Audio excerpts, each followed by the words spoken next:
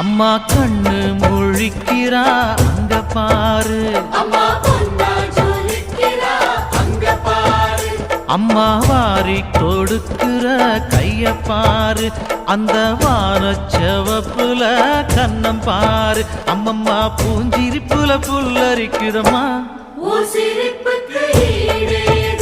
அம்மா கண்ணில் தெரியுதே வீரதீபம், அவ சங்கு கழுத்துதான் பவளமாகும்.